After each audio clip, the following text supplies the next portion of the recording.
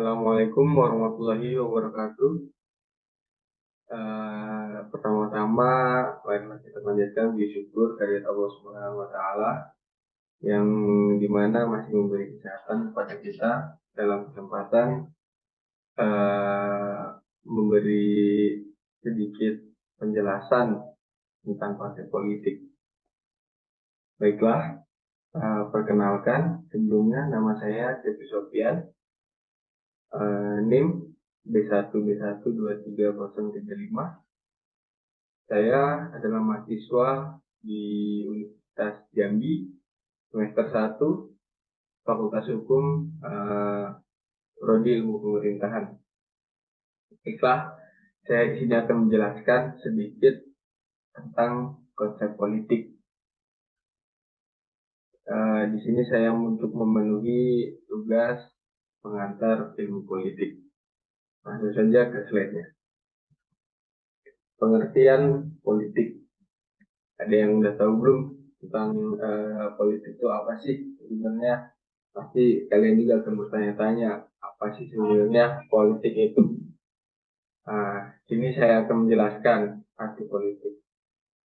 Politik adalah satu cara seorang dalam membuat suatu keputusan pada kehidupan berkelompok. Oleh karena itu, politik mengacu pada suatu cara membuat kesepakatan antar manusia sehingga mereka bisa hidup berdampingan atau berkelompok dalam suatu suku, kota, bahkan hingga negara. Nah, di mana di sini penjelasan lebih rincinya, lebih panjangnya, kayak misalnya seperti kita berkomunikasi dengan tetangga kita sebelah rumah, atau yang dalam lebih kecil dalam keluarga kita.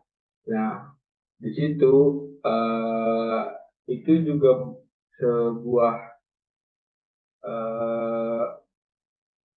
sebuah contoh perilaku politik kecil ya di dalam lingkup keluarga, di mana penguasanya atau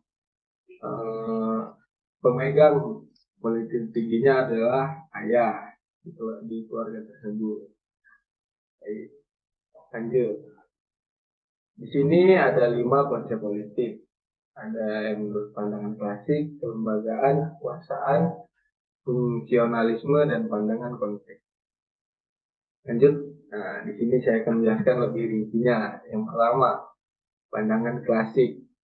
Pandangan klasik, politik digunakan masyarakat untuk mencapai suatu kebaikan bersama yang dianggap memiliki nilai moral yang lebih tinggi.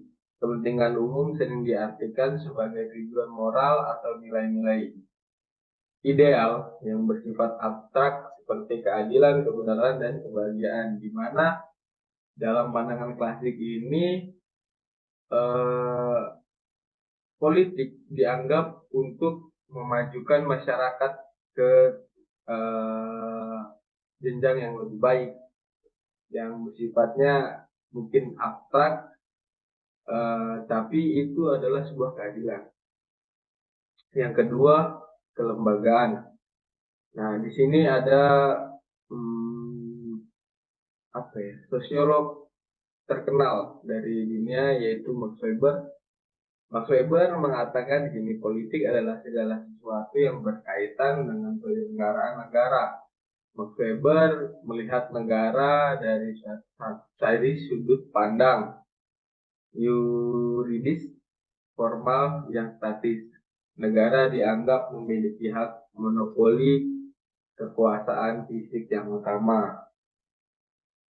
Nah, itulah yang Max Weber menganggap politik itu seperti apa. Nah, seperti inilah ya, dengan politik sebenarnya penyelenggaraan dalam sebuah negara gitu.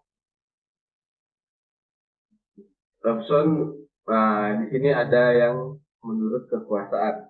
Robson mengemukakan politik adalah kegiatan untuk mempertahankan atau menentang pelaksanaan kekuasaan. Kekuasaan sendiri adalah kemampuan seseorang untuk mempengaruhi orang lain, baik pikiran maupun perbuatan agar orang tersebut berpikir dan bertindak sesuai dengan orang yang mempengaruhi.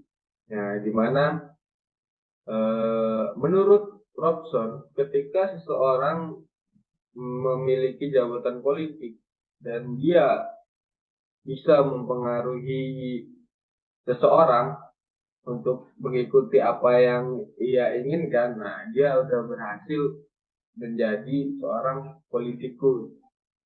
Nah, dan juga sebaliknya ketika dia menginginkan, dia punya keinginan, tetapi yang si audiensnya ini tidak mengikuti dia, nah itu dia dianggap gagal dalam berpolitik. Lanjut, yang keempat ada fungsionalisme. Di sini ada juga politikus dari dunia lah. David Eston berpendapat bahwa politik adalah alokasi nilai-nilai secara otoriatif berdasarkan kewenangan dan mengikat suatu masyarakat. Sedangkan menurut Harold Laswell, politik merupakan who gets, what gets, when gets, dan how gets nilai. Dapat diketahui bahwa politik sebagai perumusan dan pelaksanaan kebijakan umum. Nah, di sini saya akan menjabarkan sedikit tentang sudut pandangnya Harold Laswell. Nah, di sini politik itu siapa mendapat apa, kapan, dan bagaimana dia mendapatkannya. Nah, itu tuh untuk di Indonesia sendiri, siapanya itu adalah orang-orang yang diajukan oleh partai-partai atau politikus-politikus. Nah, dapat apa? Nah, dia akan mengincar jabatan politik yang ada di Indonesia. Setelah itu, kapannya itu sesuai dengan jadwal yang apa ya namanya? Pokoknya sesuai dengan jadwal atau tanggalnya dia ingin mendapatkan itu. Biasanya sudah ada di kalender negara.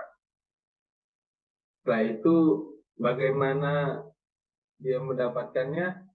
Dengan cara berpolitik. Lanjut, yang kelima adalah pandangan konflik. Pandangan konflik mendeskripsikan bahwa politik merupakan kegiatan untuk mempengaruhi perumusan dan kebijakan umum dalam rangka usaha untuk mempengaruhi dan mendapatkan dan mempertahankan nilai.